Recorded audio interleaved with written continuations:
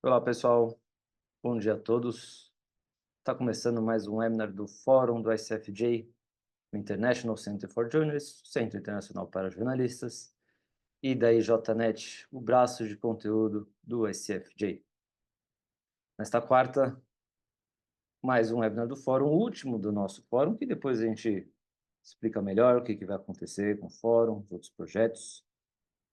Mas hoje, nosso objetivo é falar com o Renato Morgado, nosso convidado, sobre dados, transparência e investigações socioambientais. Ou seja, é um webinar que pode ajudar, principalmente, mas não só, jornalistas que cobrem a área de meio ambiente, mas também os jornalistas que fazem reportagens investigativas e, por vezes, costumam ficar de olho com lupa no poder público. E a gente quer saber como e quais são as bases de dados que podem auxiliar o repórter em seu trabalho. Por isso, a gente convidou o Renato hoje para falar um pouquinho com a gente. Renato é gerente de programas da Transparência Internacional Brasil. Renato, bom dia, tudo bom? Obrigado por estar aqui conosco hoje. Bom dia, Daniel. Bom dia a todos que nos acompanham aqui ao vivo ou gravado. É um prazer estar aqui com vocês. Agradeço muito o convite em nome da Transparência Internacional Brasil. Valeu, Renato. Como ele bem disse, o webinar está sendo gravado. Depois nós o disponibilizaremos no canal do IJMesh no YouTube. Então, se você tiver que sair do e-mail ou quer recomendar esse vídeo para alguém, só mandar. Ele deve estar no ar provavelmente na sexta. Aí vocês podem ter acesso ao conteúdo completo. Também lembrando que o chat está aberto, então mandem perguntas, dúvidas, comentários, que eu faço aqui o meio de campo com o Renato, que ele vai fazer uma apresentação, vai falar aqui com a gente quais são essas bases de dados que a gente pode encontrar, o que elas revelam, quais são os pontos fortes, negativos, e também, se você quiser mandar pelo Q&A, também serve, pode ser pelo chat.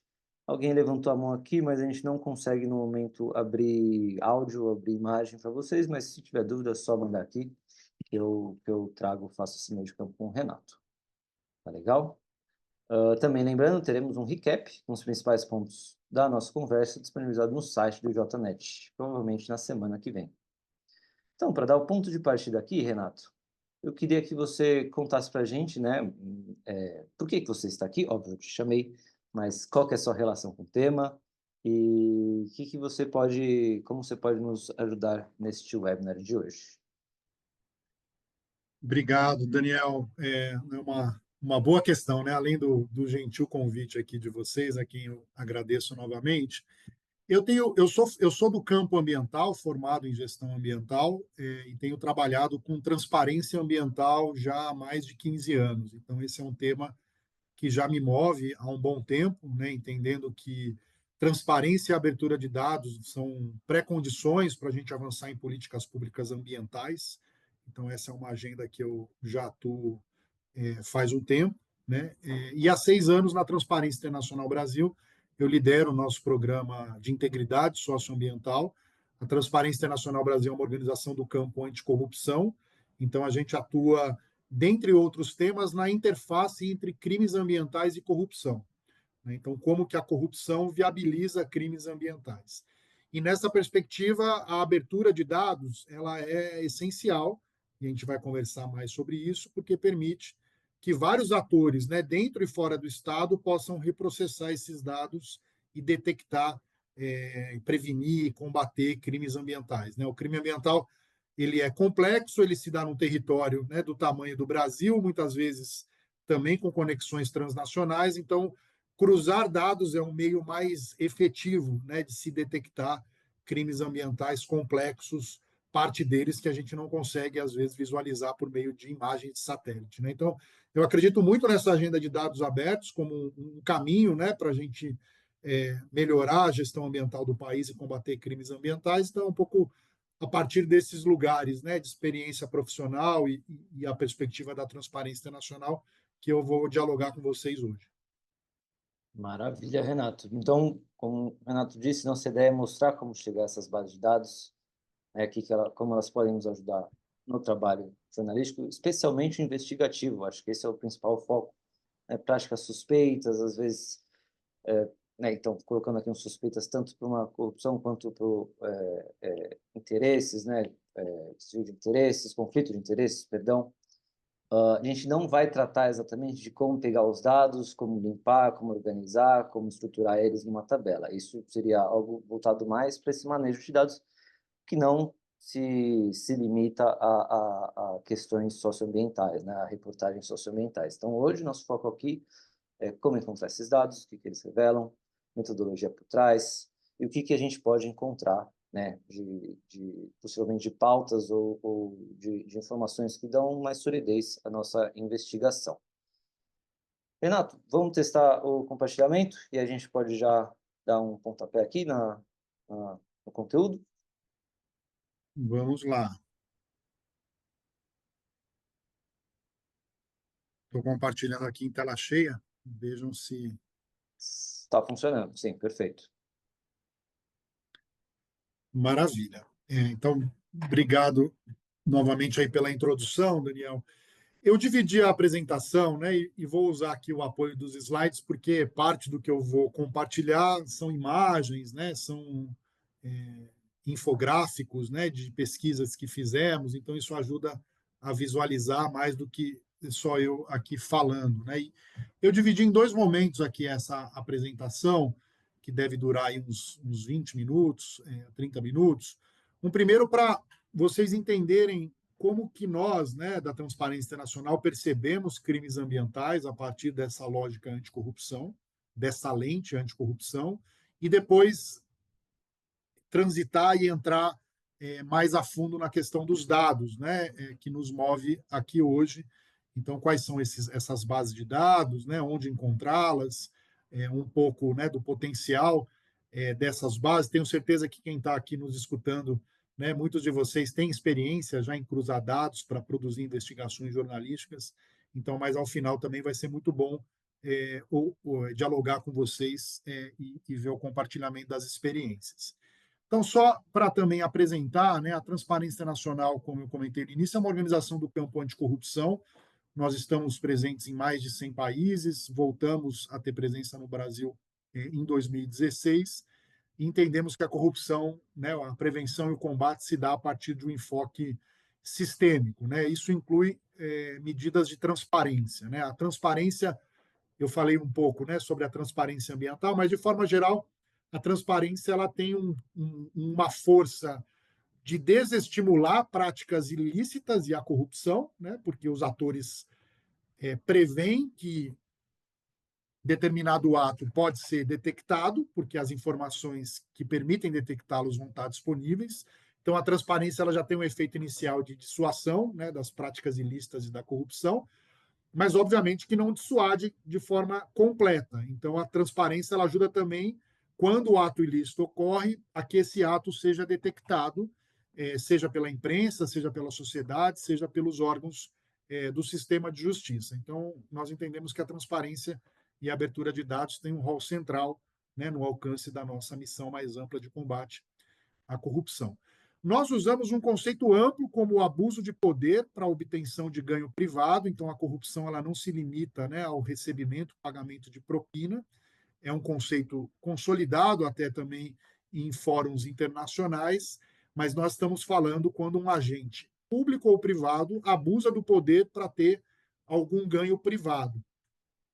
Isso é um guarda-chuva conceitual que inclui um conjunto bastante amplo de práticas, né? Eu posso falar sobre práticas de fraude, de suborno, de extorsão, eu posso falar da lavagem de dinheiro, que são práticas criminalizadas, né? Práticas ilícitas, mas existe um conjunto de práticas também mais difusas de corrupção, a partir desse conceito amplo, que estão também dentro desse guarda-chuva, né? Quando nós falamos de política ambiental, sobretudo, né, que é o tema da nossa conversa, nós temos um problema sistêmico de influência indevida e captura das instituições, né? Muitas vezes o crime ambiental ele não é viabilizado somente por um pagamento de propina para viabilizar uma autorização ilícita de exploração florestal, né? O crime ambiental muitas vezes ele é viabilizado pela capacidade de alguns grupos de interesse capturarem as instituições e as políticas públicas, né? Então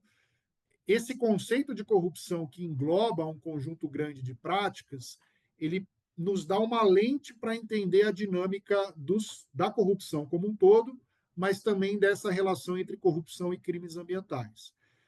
A partir desse conjunto de práticas, né, quem já pesquisa, né, produz investigação jornalística, ou mesmo, né, como cidadão lê o tema, vai saber que esse conjunto de práticas ocorre associado a crimes ambientais, né?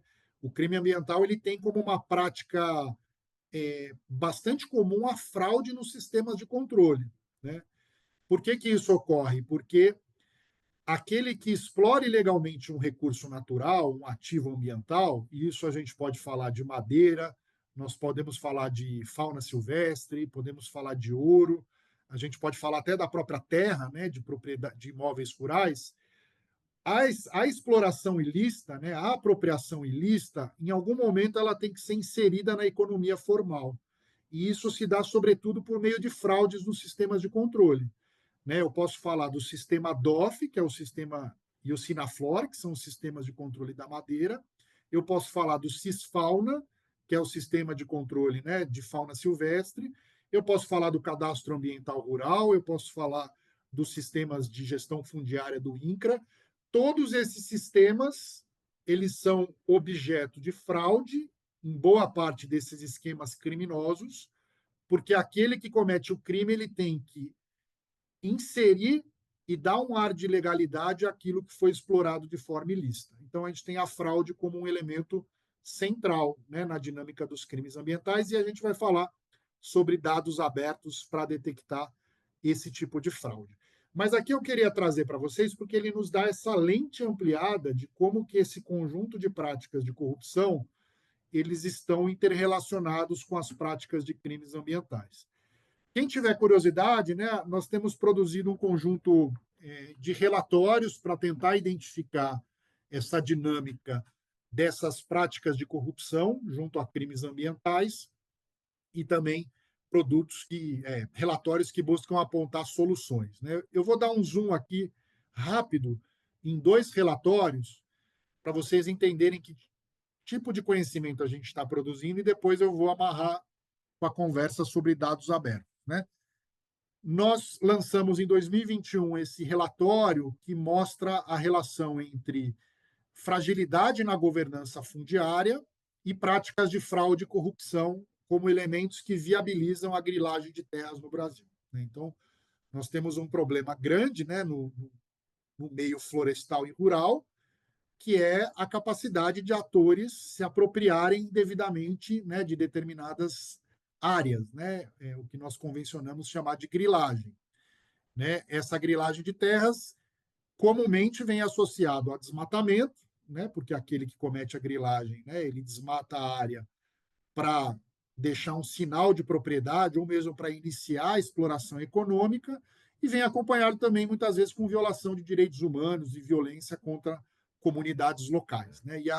Nessa pesquisa nós tentamos identificar como que esses elementos de governança e de corrupção eles estão associados e viabilizam a grilagem de terras no Brasil. Nós analisamos um conjunto de 11 operações, né, do Ministério Público, da polícia, além de entrevistas e análise de literatura, mas mais do que o método, eu quero mostrar para vocês a forma como a gente organizou, né, o conhecimento sobre o funcionamento dos esquemas de grilagem, né? A grilagem de terras, ela se opera por meio de duas dimensões, né, que podem acontecer separadas ou podem acontecer de forma integrada, né? Tem uma dimensão jurídico-administrativa, que é quando aquele que quer grilar a terra, ele frauda, né, documentos e sistemas cadastrais ou processos de regularização fundiária, né? Então, eu fraudo sistemas, documentos e programas de regularização para dar um ar de legalidade, né, à terra que eu pretendo apropriar de forma ilegal. E tem uma dimensão também que é física e econômica, quando há, de fato, né, a invasão da área pelo grileiro, muitas vezes com a expulsão da comunidade local e com a exploração da área para atividades ilícitas, né?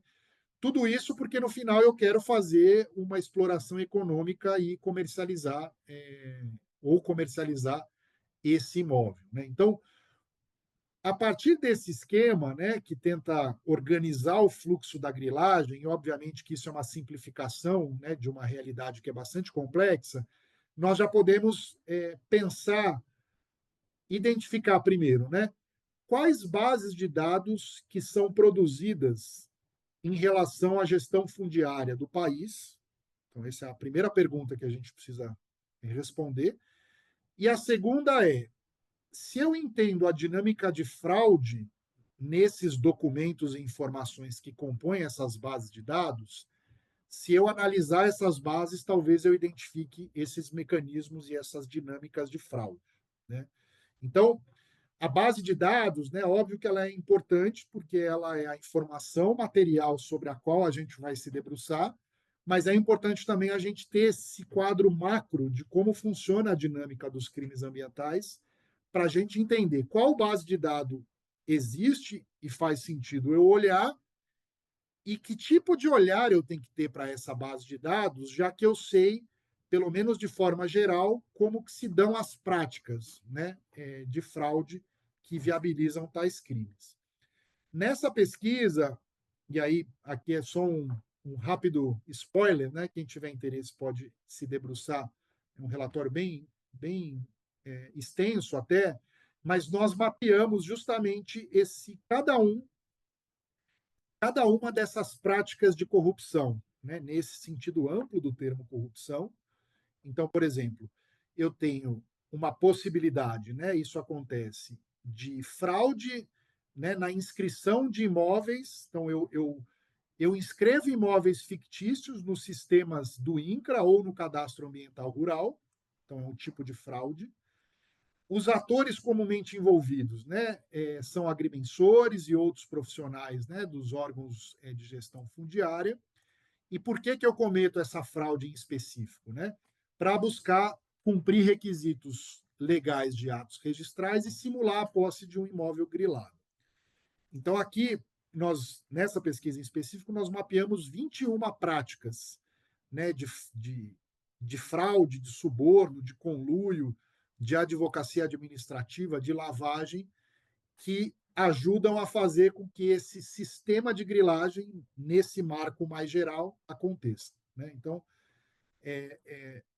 é um conhecimento que vale compartilhar, e vocês também, né, já conhecem, muitos aqui já conhecem do tema, tem outros relatórios também com bastante qualidade, mas a dica, além de compartilhar essa pesquisa em específico, é que vocês se debrucem não só sobre os dados, mas também sobre informações que mostrem a dinâmica dos crimes ambientais, ou aqui do crime de grilagem de terra, porque o dado em si ele não explica muito, né? Vocês vão ter que perguntar coisas aos dados, né? Hum. E entender a dinâmica dos crimes ajuda a gente a fazer as perguntas certas. Aqui é só um Só, exemplo, por favor. desculpa, Renato, só para avisar o pessoal, compartilhei aqui no chat tanto a produção de conhecimento da Transparência Internacional, né, onde a biblioteca, onde você consegue encontrar não só isso, mas como outros relatórios, e também compartilhei o segundo link aqui, é exatamente para esse relatório que a gente estava falando, da governança fundiária. Ótimo. Muito obrigado, Daniel, pela gentileza. Quem quiser já pode ir acessando. E aqui, só para dar um highlight, em um dos casos que que está, né, dentro do nosso relatório, que nós analisamos, né, o caso da Operação Faroeste. Foi um caso, né, enorme de grilagem de terras, envolvendo as fraudes nas matrículas, que acabavam sendo confirmadas por decisões judiciais, um esquema envolvendo magistrados do Tribunal de Justiça da Bahia, né? Essa operação ela se deu no oeste da Bahia. Teve assassinato de pessoas que estavam denunciando esses esquemas, e mais de R$ 1 bilhão movimentado, né? Então, aqui mostra também, quando nós olhamos os casos concretos, o nível de complexidade, né? Nós temos fraudes documentais, nós temos suborno de agentes públicos, nós temos violência contra denunciantes e a movimentação de uma soma, né, de recursos bastante grande. Então, também é a partir dinâmica complexa do crime ambiental, que muitas vezes se dá por meio de crime organizado, que a gente tem que olhar para os dados, né? E para não me estender muito nessa primeira parte aqui, nós temos uma outra pesquisa que usou uma metodologia parecida, mas focada em tráfico de fauna silvestre, né? Nós também analisamos um conjunto aí de casos, 18 casos, né, de tráfico de fauna silvestre, tanto tráfico interno no Brasil, né, o Brasil exportando fauna silvestre, mas o Brasil também importando fauna silvestre, né? Então, a fauna silvestre ela tem essa complexidade, né? É algo mais difícil de detectar do que o desmatamento, do que a grilagem, muitas vezes, e ela tem essa dinâmica de estar dentro de um fluxo de comércio, inclusive de exportação e importação. Quando nós olhamos, né, a dinâmica das fraudes e da corrupção, como eu disse na introdução, claro que aqui é um outro setor, né? A governança da fauna silvestre não é a mesma que a governança fundiária, né? Então, os órgãos responsáveis, as agências, as regras, elas são outras, né? E com dinâmicas próprias. Mas a dinâmica do crime, ela tem elementos muito parecidos, né? Como eu comentei no início. Essa fraude nos sistemas de controle para dar um ar de legalidade à, à espécie de fauna silvestre capturada de forma ilegal, né? As fraudes no transporte, as fraudes em documentos de exportação, muitas vezes participação de agentes públicos, né? Sejam agentes de fiscalização ou responsáveis pela autorização, né, da exploração e da comercialização da fauna silvestre, e a lavagem do dinheiro proveniente do crime ambiental, né? Então, eu não caio no erro e na simplificação de dizer que todos os crimes ambientais são iguais, né? Seria um absurdo dizer isso, mas tem um modus operandi que é parecido, né? O modus operandi mais macro, de fraude em sistema de controle, da possibilidade de ter algum tipo de suborno a agentes públicos e da lavagem dos ativos e do dinheiro proveniente desses crimes, né? Então, isso nos dá pelo menos uma visão geral de como isso acontece, mas como eu disse, né, as dinâmicas específicas elas são próprias, né? Aqui nós também levantamos as práticas, no caso, nós mapeamos 24 práticas de fraude, suborno, lavagem que viabilizam o tráfico de fauna, descrevendo, né, os sistemas que são fraudados, os atores e os objetivos, né? Então isso, para quem for fazer alguma investigação jornalística no campo de fauna silvestre, dá para ter esse quadro detalhado de como funciona essa dinâmica. E nas duas pesquisas também nós categorizamos os atores comumente envolvidos. Isso pode ajudar também a dar aquele termo gringo que eu odeio usar, mas eu uso de vez em quando, que é o mindset, né? Assim, qual que é o Aham. quadro geral que vocês podem utilizar para investigar esquemas específicos, né? Não quer dizer que um esquema específico que vocês estão investigando vai ter essas 24 práticas que a gente mapeou na pesquisa. A gente mapeou de forma ampla, mas isso pode ajudar vocês a identificarem as práticas na investigação específica, né? Porque geralmente casos específicos eles refletem parte desse mapeamento geral que foi feito. Vale dizer, né, Renato, que esse é recente, esse é de maio, né, esse da lavanderia de fauna silvestre.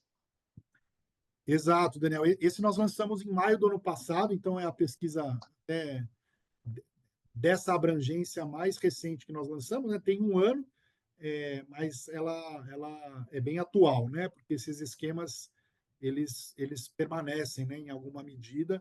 Claro que em breve tem que atualizar, né? Sim. Porque as dinâmicas evoluem, mas é um documento que pode ser utilizado aí por quem E às for vezes se debruçar sobre o tema. é um tema que às vezes a gente passa batido, né? Ah, fauna silvestre, tráfico de animais.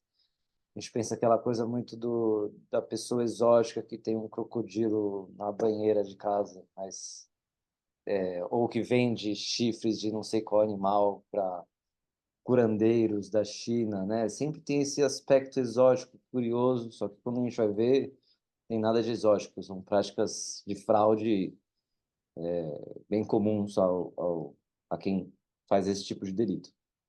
Exato, exato. Acho que tem, né, um olhar menos atento de vários atores para o crime de tráfico de fauna, né? A própria sociedade civil se mobiliza menos, né? Você tem no Brasil várias organizações que atuam com desmatamento, né? Em tráfico de fauna já é um número menor de organizações, né? Os órgãos do Estado, né, se debruçam menos. Agora que o Brasil está discutindo um plano nacional de combate a tráfico de fauna, né? Os planos Uhum. de combate a desmatamento nós já temos há muitos anos, né? Então é um tema que a gente presta menos atenção, né? Enquanto sociedade, enquanto Estado, fica parecendo mesmo algo muito episódico, né? De vez em quando, mas isso é um problema sistemático, né? O volume de recursos mobilizado é muito grande, tem muitas vezes essas práticas, né,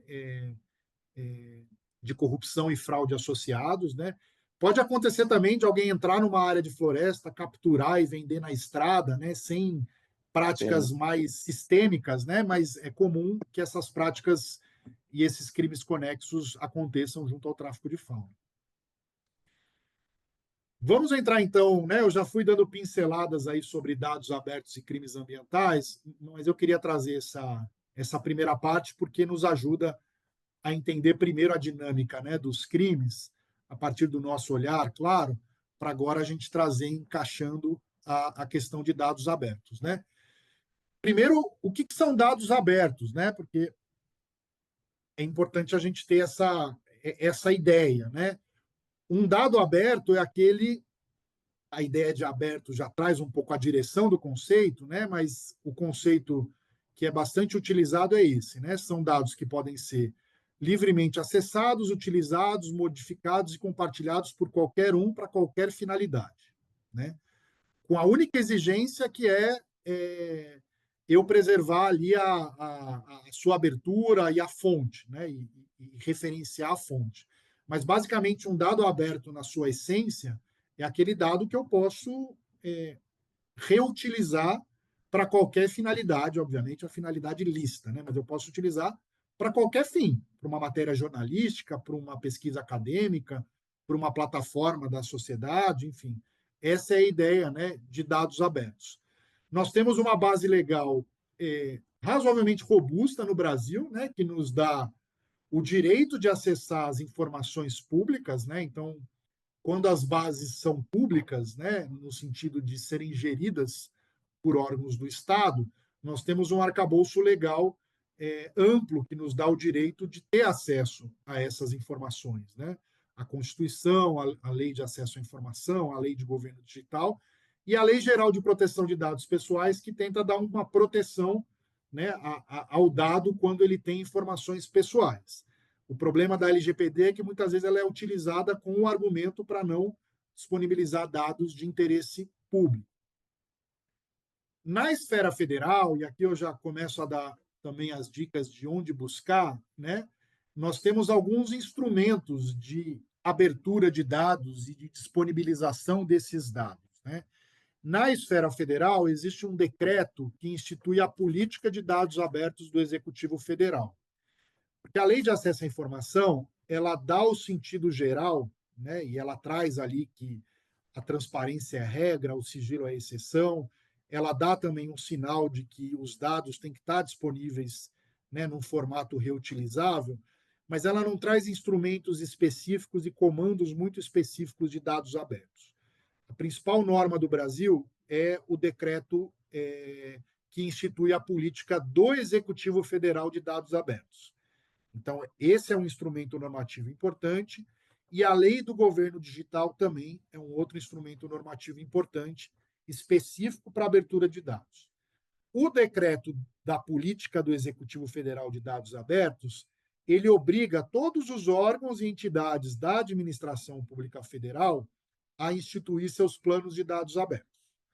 Então, a cada 2 anos, cada órgão federal, IBAMA, ICMBio, Ministério de Minas e Energia, Agência Nacional de Mineração, Petrobras, né, podem ser os órgãos da administração direta ou indireta, tem que fazer um plano de dados abertos contendo um inventário de quais bases eu possuo e gerencio e um cronograma de quais bases e em qual tempo eu vou abri-las, né? Inclusive, para definir as prioridades, tem que fazer consulta pública. Então, aqui é uma oportunidade para quem quiser saber se aquela base de dados que vocês querem utilizar e não está aberta ainda, está prevista para ser aberta. Ou mesmo, quando o órgão abrir a consulta pública, de cada uma, indicar uma base de dados que entende que é importante ser aberta. Então, aqui é um instrumento importante. Ah, Renato, a base não está aberta e não está no plano de dados abertos. O decreto da Política Federal de Dados Abertos, do Executivo Federal, ele nos dá o direito de solicitar a abertura de dados. Então, eu posso demandar do governo federal, nesse caso, porque a norma só alcança o Executivo Federal, por meio de um pedido de acesso à informação na plataforma Fala BR, que tal órgão ou entidade disponibilize em formato aberto tal base de dados que eu ainda não tenho acesso. Então, esse é um instrumento também de solicitação de abertura de base de dados.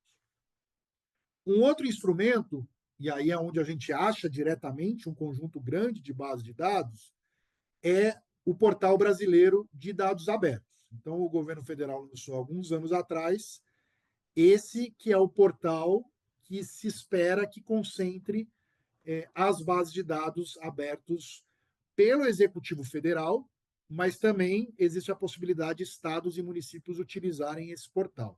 Mas, de fato, hoje ele é um portal mais federal, né? Ele ainda não é um portal brasileiro, ele é mais um portal federal.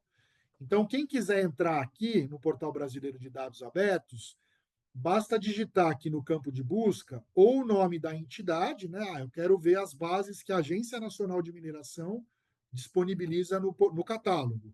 Ou eu quero uma base específica, autorização de supressão de vegetação. Então, basta clicar aqui. Se a base de dados estiver disponível, ela vai aparecer aqui para vocês e vocês vão poder encontrar. Sobre o uso, depois eu vou trazer mais sugestões de lugares de busca, né, dos dados. Mas só para trazer alguns elementos também sobre o uso de dados abertos, essa é uma pesquisa, né, que foi editada pelo Imaflora, e eu contribuí como um dos autores, onde buscou se identificar no controle do desmatamento quais bases de dados são utilizadas, quais iniciativas usam, para quais objetivos e para produzir o quê. Né? Então, aqui acho que nos dá um panorama, que eu acho que é interessante compartilhar, de como que os dados que já são disponibilizados são apropriados por múltiplos atores, né? E reforça a importância de abrir dados. Né? Então, nós analisamos, na época, 11 iniciativas, né, da sociedade civil, da academia, de órgãos do Estado, de bancos, de empresas do agronegócio e meios de comunicação. Essas foram as bases de dados citadas pelos usuários, Essas que bases são utilizam todas federais? Desculpa te interromper, Renato. São todas federais essas bases. boa parte é federal, né? Mas quando nós falamos, por exemplo, de multas ambientais e embargos, você tem as multas e embargos do IBAMA, né, do órgão federal principal, Uhum, mas você tem multas e embargos dos órgãos estaduais, né? certo. E esse é um desafio porque não estão integradas essas bases de dados, né? Tem também o uso de bases de dados como queimadas da NASA, né? Então também bases de dados de outros atores não federais, né? Então aqui 9 em cada 10 bases são geridas pelo Executivo Federal, mas tem bases também de outros atores subnacionais ou também não estatais, né? Vamos dizer assim. Isso é interessante porque mostra também, né? Acho que essa lista de bases ela mostra duas coisas, né? Uma é para detectar a dinâmica do crime ambiental, que é um crime complexo, via de regra eu preciso ter acesso e cruzar distintas bases de dados. Né? Então, um tipo de análise que é razoavelmente simples de fazer, né, é você cruzar a imagem de satélite de desmatamento com o cadastro ambiental rural. Né? Para quem já produz jornalismo investigativo sobre meio ambiente, o que eu estou falando é coisa simples que vocês já fazem. Né? mas estou explicando aqui porque às vezes pode ter colegas aqui que não são do campo. O cadastro ambiental rural, ele é basicamente, né, ele traz os limites dos imóveis rurais e dentro de cada imóvel rural as áreas que devem estar compostas por vegetação nativa de acordo com o Código Florestal. Mas basicamente, se eu tenho o acesso à imagem de satélite, né, como do PRODES, que são imagens públicas, e cruzo com essa base de dados de cadastros ambientais rurais, eu sei se o desmatamento aconteceu dentro da propriedade rural e de qual propriedade rural isso aconteceu.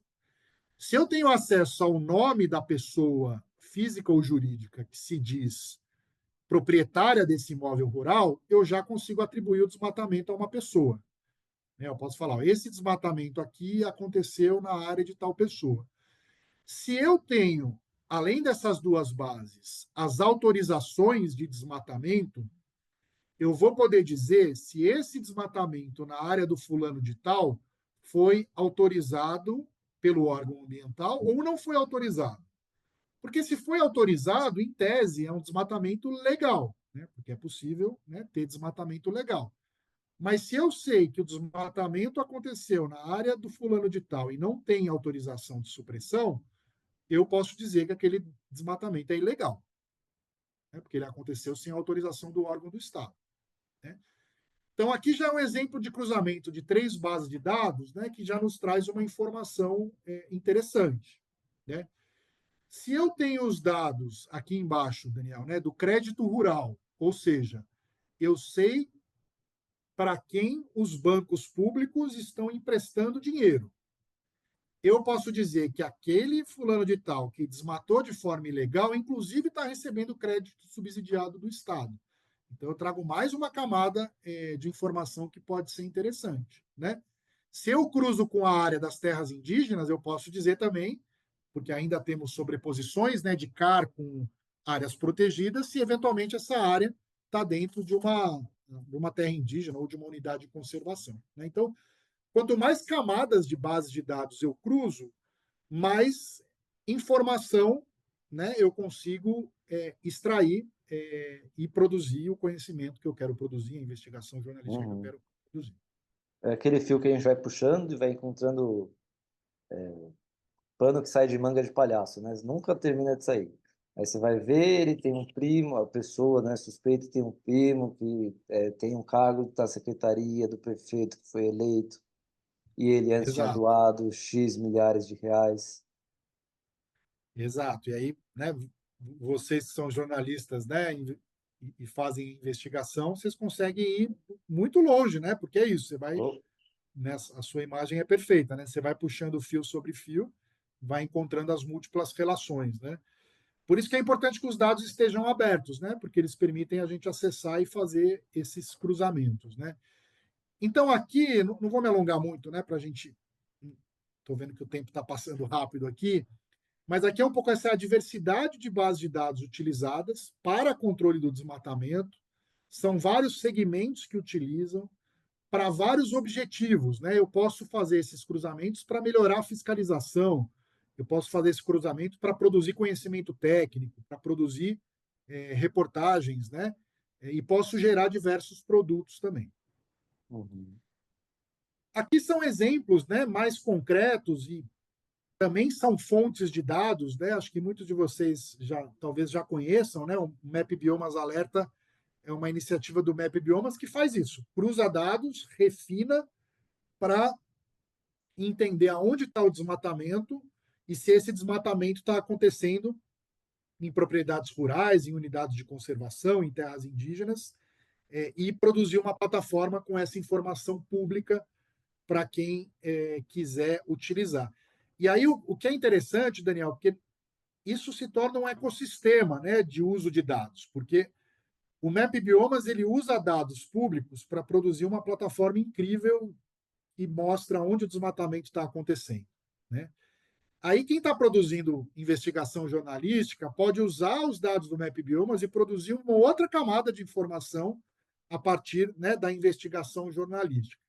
Então é muito interessante pensar que a abertura de dados ela acaba gerando um ecossistema de uso de dados, né? Porque um ator se apropria, reprocessa, produz uma plataforma, o outro ator pega as informações dessa plataforma e utiliza para uma outra finalidade, e aí a gente consegue fortalecer, né, a transparência e esses vários tipos de uso que ajudam no enfrentamento, aqui no caso do desmatamento, né? E atores do Estado também utilizam dados, né? Essa é uma iniciativa do Ministério Público Federal, que é né, o órgão, ele cruza bases de dados também, né? Aqui tem algumas das bases que são utilizadas, áreas desmatadas, CAR, embargos, né? CIGEF, que é um sistema de gestão fundiária do INCRA. Ele identifica áreas irresponsáveis por desmatamento e, a partir disso, criou-se uma sistemática de abertura de ações civis públicas para responsabilizar na esfera civil quem cometeu o desmatamento, né? Então, é um próprio órgão estatal usando dados públicos para melhorar a sua ação de controle do desmatamento a partir de ações judiciais. Hoje, o Ministério Público ele produz cerca de 1.000 ações civis públicas por ano, porque, a partir do uso de dados, ele consegue dar escala, né, à sua atuação como um órgão de controle e de garantia dos direitos difusos, né? E aí eu quero compartilhar com vocês o resultado. Essa é mais quente ainda, essa pesquisa, Daniel. A gente lançou em dezembro do ano passado, né? Essa pesquisa sobre dados abertos e crimes ambientais, né? Uma parceria da Transparência Internacional, o ICV e a Abrage. Então, nós juntamos uma organização do campo da transparência, uma organização ambiental e uma organização de jornalismo investigativo, né? Porque são setores que querem dados abertos, e nós fomos analisar, identificar quais são as bases de dados que são relevantes para detectar crimes ambientais e analisar o grau de abertura dessas bases de dados, né? Então, vou compartilhar brevemente alguns resultados, né, dessa pesquisa que dá um panorama sobre esse tema, né? Primeiro que nós fomos perguntar para os próprios usuários, né, das bases de dados para entender a percepção, o uso e as demandas de dados. Nós aplicamos um questionário para quase 200 pessoas, né, 40% delas do campo do jornalismo, né, além de setor público, privado, terceiro setor, perguntando a percepção sobre dados e quais dados utilizam, né? Então, aqui o gráfico do meio mostra os problemas comumente identificados, né? Então, os principais problemas é que os dados muitas vezes estão desatualizados, tem uma digitação errada aqui, mas dados desatualizados ou incompletos, né? Então, eu até encontro o dado, né? Mas muitas vezes esse dado não está atual ou ele não tem todas as informações que deveria ter. A base de dados é mais ampla, mas o que o Estado disponibiliza é menos do que isso. E aqui embaixo a gente analisou a percepção geral de qualidade, né, dessas bases de dados.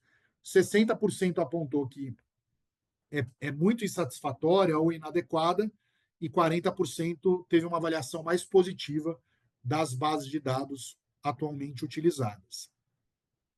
Nós perguntamos também quais bases, né, esses usuários de fato utilizam para detectar o crime ambiental. A partir de outros métodos também, nós definimos o escopo da pesquisa. Nós analisamos um total de 41 bases de dados, sendo 23 bases de dados federais e 18 bases de dados estaduais, para 6 tipos de ilícitos ambientais, né? Desmatamento, grilagem, mineração, fauna, tráfico de fauna, exploração florestal, uso irregular de agrotóxico, e nós criamos uma categoria de bases de dados transversais, né? Por que são bases transversais? Porque se eu tenho acesso ao cadastro ambiental rural, ele me ajuda tanto a identificar desmatamento, identificar grilagem, identificar também mineração em algum grau e exploração florestal, né? Então, algumas bases de dados elas são mais transversais no sentido que me ajudam a identificar distintos ilícitos ambientais. E aqui tem essa lista de bases que, para quem ainda não é, né, um usuário sistemático, né, de base de dados para identificar ilícitos ambientais, pode ajudar vocês, né? Então, comentando brevemente, né, para vocês entenderem o que essas bases possuem, né? O Sinaflor, ele é hoje o Sistema Nacional de Controle Florestal, né? Então, ele tem tanto bases de dados de autorização de desmatamento quanto autorização de exploração florestal, né? são dinâmicas diferentes, né, para quem não é do campo. O desmatamento é quando eu pego uma área e converto ela em outro uso, né, ou simplesmente suprimo toda aquela cobertura vegetal, florestal que estava no lugar. Exploração florestal pressupõe que eu estou fazendo uma exploração um pouco mais seletiva, eu não estou convertendo toda a área, né? Eu estou explorando algumas árvores que têm valor comercial, mas uma parte da floresta ali, da cobertura vegetal, ela continua em pé, né? O Sinaflora ele busca controlar as autorizações desses dois tipos de uso e autorização, né, de exploração de recursos naturais. Então, o Sinaflor, né, ele tem essas autorizações, né, de exploração e tem as duas bases importantes de imagem de satélite de desmatamento, que é o DETER, que é uma produção de imagem mais frequente para detectar ali o desmatamento acontecendo quase em tempo real, e o PRODES, que o INPE lança anualmente, que geralmente é aquela principal informação se o desmatamento está aumentando ou diminuindo no Brasil, na comparação com determinados anos, né? Para grilagem, são duas bases de dados, o SIGEF, que é o Sistema de Gestão Fundiária, e o Sistema Nacional de Cadastro Rural. São duas bases de dados geridas pelo INCRA, com informações de imóveis rurais. Na mineração, né, a Agência Nacional de Mineração ela mantém o SIGMINE, que é um sistema com um conjunto de bases de dados que nos permite identificar as áreas que estão sendo, né, que está havendo exploração mineral, as demandas, né, de pesquisa minerária, comercialização dos minérios, e o CEFEM, que é uma taxa que é paga a partir da exploração mineral, permite entender também volume de fluxo de minério a partir dos valores de taxa, né? Na fauna silvestre, existem essas duas principais bases, que são bases. Se alguém aqui, né, qualquer pessoa, tiver um criadouro de fauna silvestre ou fazer manejo de fauna silvestre, então isso inclui desde zoológicos, centros públicos de recebimento de animais, até alguém que cria papagaio, né, e comercializa algum tipo de ave, né? Então, todo mundo tem que ter cadastro nesses sistemas, inclusive cadastrando nesses sistemas o número de animais que possui no seu plantel, né? Plantel é o nome que se dá a esse conjunto de Sim. animais que eu estou fazendo manejo, né? Salvo engano, até Renato, foi em um desses dois sistemas que há uns meses atrás teve aquele influencer com uma onça, e aí foram atrás dele, viram que ele não podia ter aquela onça. Se eu não me engano, foi até por esse caminho que verificaram que ele não, que ele estava irregular, que ele não podia fazer o que ele fazia. Ótimo, bem pontuado, Daniel. É isso, né? Quem está fazendo o manejo de fauna, em quase todos os casos, fauna silvestre, né? Não estamos falando aqui de criar gado, mas uma fauna silvestre tem que estar cadastrado nesses sistemas, que vai dizer o quanto de animais eu tenho, as espécies, as idades, o gênero, etc. Então, isso é a forma, né, que o governo faz a gestão, e o controle disso. Na exploração florestal, né, que é essa exploração madeireira, que roda dentro do Sinaflor, mas tem esse documento que é o DOF, que é o documento de origem florestal, né? Então, para eu poder explorar a madeira de uma área, eu preciso de uma autorização de exploração, que é a chamada AUTEX, que é o órgão ambiental dizendo: olha, Daniel, você tem autorização de explorar nessa área tantas espécimes de árvore em tal volume de madeira, né? Então, eu só posso explorar madeira nativa se eu tiver essa autorização, né, de exploração. E o DOF Transporte e o DOF Conversão são os documentos de autorização que vão controlando, né, a madeira que sai da floresta e que chega numa serraria, que sai da serraria e é transportada até São Paulo, saindo ali do Pará, por exemplo, né? E o DOF Conversão, eu estou passando rápido por tecnicidades aqui, depois a gente pode discutir mais, né? Tranquilo, Mas o sem DOF problemas. Conversão, ele traz a proporção da conversão, né? Porque eu entro com uma tora de madeira numa serraria e eu perco uma parte dessa madeira quando eu transformo ela em tábua, né? O volume que entrou de tora não é o mesmo volume que sai de tábua. E isso é importante, essa informação, porque se isso é lançado de forma irregular, alguém pode gerar mais crédito no sistema, porque está anunciando de forma irregular no sistema de controle, e depois explorar ilegalmente uma área e legalizar essa madeira explorada ilegalmente a partir desse saldo que foi gerado de forma irregular, né? Assim como eu posso fraudar uma autorização de exploração, vou ficar usando o exemplo seu aqui, Daniel. Vamos imaginar que o Daniel é um madeireiro ali, né? Então ele frauda uma autorização de exploração florestal porque ele gera créditos no sistema, mas ele explora de uma área de forma irregular, só que como ele tem uma autorização fraudada, ele pode dizer, não, essa madeira aqui veio de uma área regularizada porque eu tenho o documento aqui. Mas, na verdade, é uma autorização fraudada só para gerar o crédito, né? Então, em cada crime ambiental, isso acontece a partir da sua especificidade, mas como eu disse algumas vezes, a lógica geral ela é parecida, né? Que é essa fraude no sistema de controle. Em agrotóxico, né, a gente analisou duas bases de dados, que são os sistemas de agrotóxicos e as empresas autuadas, e as bases transversais, né, os autos de infração, que é quando o órgão ambiental autua, né, uma pessoa física ou jurídica por encontrar um ilícito ambiental, qualquer que seja, a lista suja do trabalho escravo, né, do Ministério do Trabalho e Emprego, a GTA, que é a Guia de Trânsito Animal, que mostra, né, o transporte de animais entre propriedades rurais até a chegada ali, né, se for num frigorífico para abate, processamento.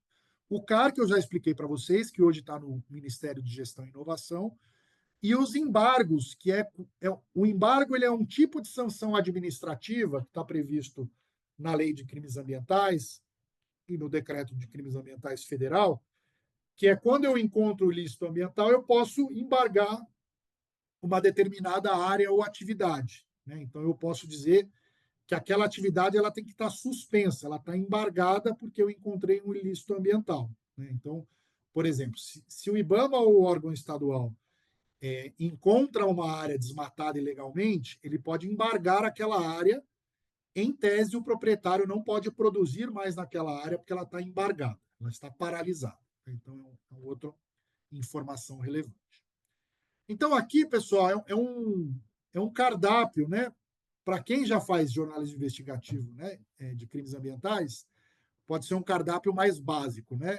Para quem está começando, pode já indicar caminhos aí de bases de dados que vocês podem acessar para cada um desses ilícitos e essas bases transversais, né? E aí eu vou caminhar para o encerramento aqui, Daniel. Me empolguei aqui, já passamos quase uma hora, mas para ter tempo também de interação aqui com os participantes, né? Sem problemas, Renato. Já aproveitando, se alguém tiver algum comentário, dúvida, é só mandar aqui no chat, tá, pessoal? Ótimo. Então, aqui é só o resultado, porque nós fomos analisar se essas 41 bases de dados estavam abertas, parcialmente abertas, né? Entender se elas estão disponíveis a partir de alguns critérios, né? Que configuram dados abertos. Quando nós olhamos as bases federais, a gente encontrou um grau de abertura de 65%, né? Então, tem um grau de abertura razoável, apesar, né, de ainda ter espaço para melhorar. As bases estaduais que a gente analisou, o grau de abertura já foi de 33%, né? Então, nós temos um avanço maior na esfera federal do que na esfera estadual em termos de abertura de dados, e a média foi de 51%. Quando nós olhamos para as bases de crimes específicos, né, as bases de desmatamento e de exploração madeireira, elas têm um grau de abertura maior, né, 93% a 84%.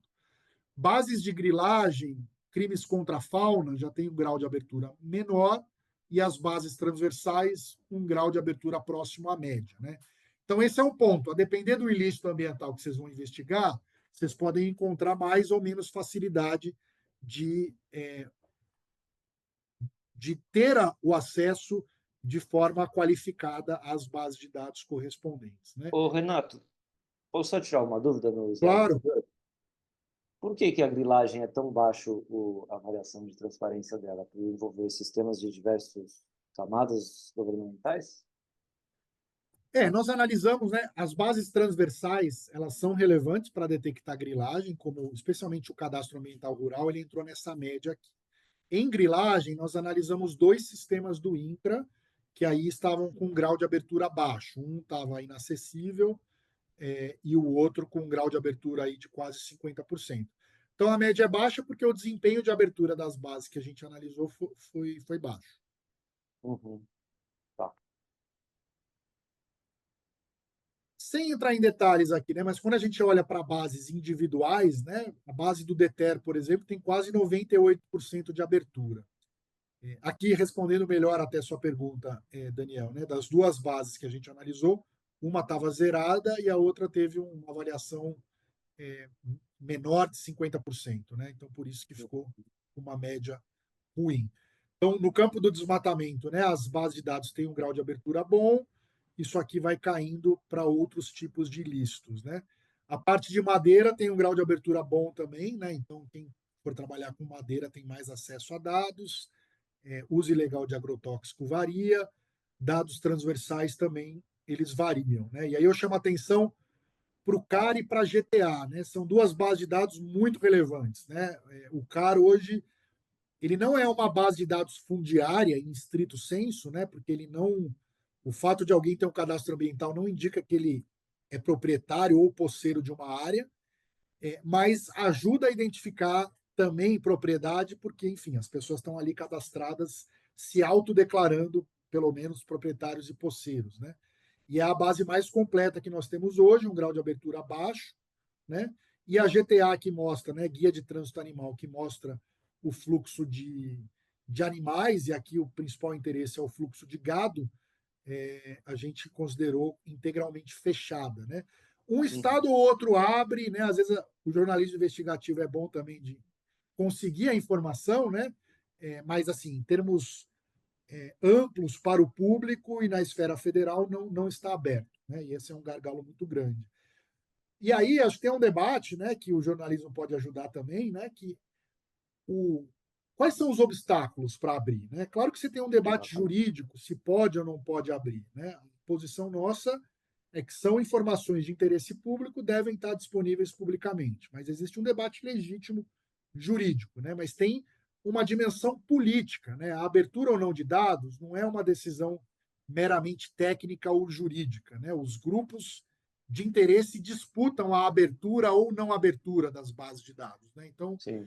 eu reputo muito mais aqui o CAR e a GTA não estarem abertos a resistências políticas de abertura, né, com alguns argumentos que são legítimos, mas também alguns argumentos explícitos ou implícitos, que é de se abrir, vão saber o que está acontecendo. Né? Eu vou conseguir identificar ainda melhor as cadeias produtivas e responsáveis por ilícitos ambientais. Então, vira uma disputa que ela tem uma dimensão política muito forte. Né?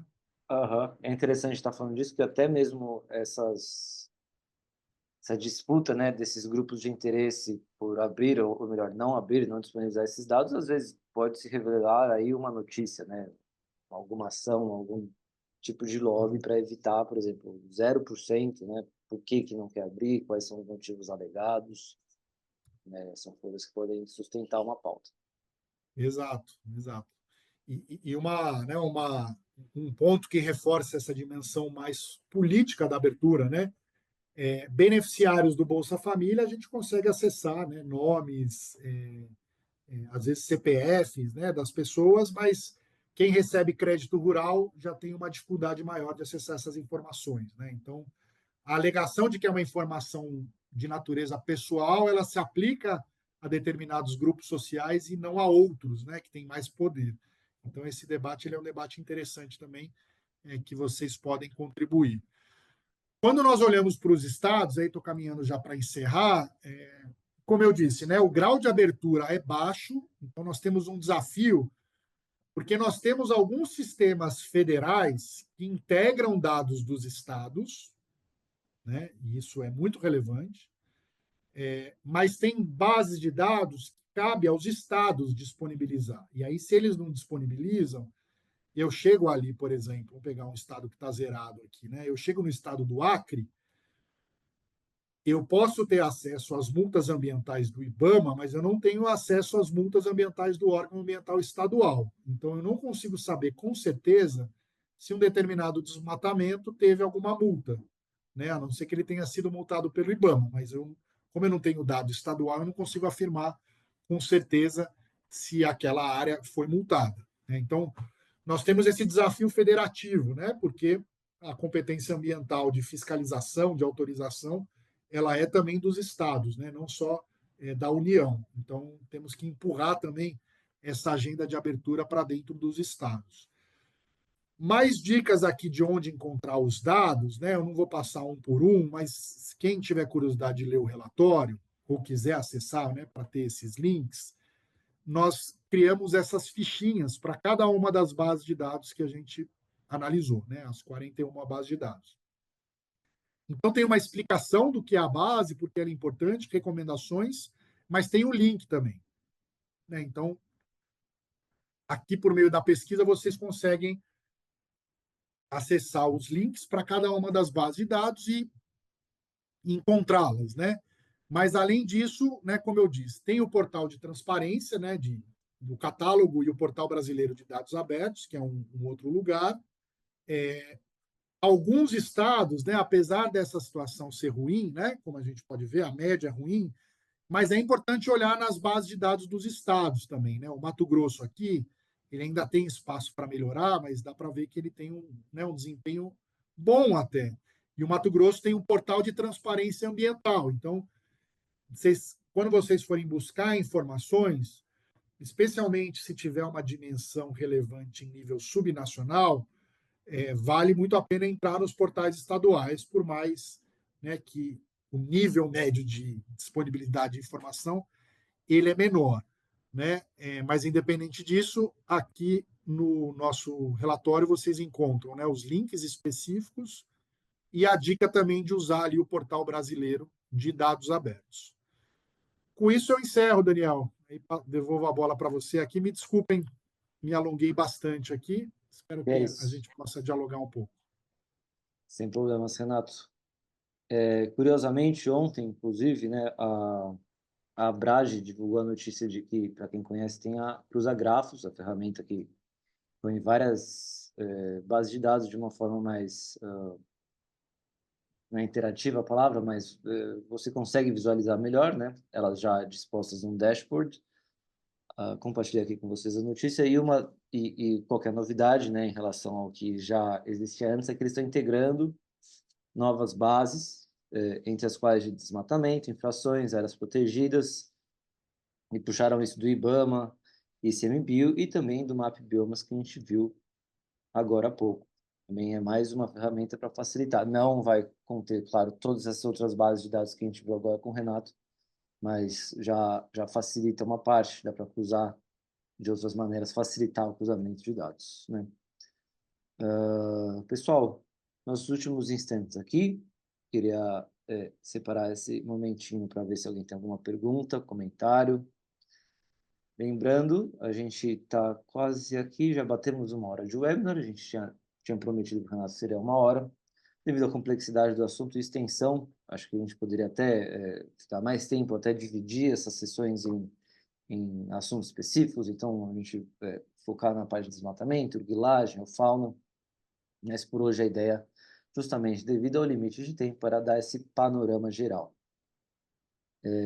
No começo do webinar também eu disse este é a última sessão do nosso fórum, então depois vou compartilhar as notícias, mas vocês podem continuar acompanhando outros projetos do SFJ pelo site do IJNet em português. Bom, pessoal, se não tiverem nenhuma dúvida ou comentário, vou abrir aqui para o Renato. Renato, algum comentário, alguma coisa que você acha relevante colocar nesses instantes finais para jornalistas que estejam nos acompanhando, tanto os mais experientes quanto os menos, que estão partindo por linhas investigativas que necessitem, em alguma medida, de dados para sustentar sua matéria? Não, ótimo, Daniel. Acho que eu, enfim, comentei os principais pontos, talvez só reforçar, né, o papel do jornalismo investigativo, além de fazer o bom uso dos dados, né, para produzir o material jornalístico, isso já traz uma contribuição, né, incrível para o debate público, né? Reportagens, né, são feitas com muita qualidade, usando dados para identificar essa dinâmica dos ilícitos ambientais. Eu acho que vocês têm um papel também, junto com, né, organizações da sociedade civil, de demandar a abertura de dados, né, por parte do Estado e apontar, né, essas falhas de transparência. Acho que você comentou muito bem, né, Daniel? O jornalismo ele pode ter como objeto a própria falta de transparência, né?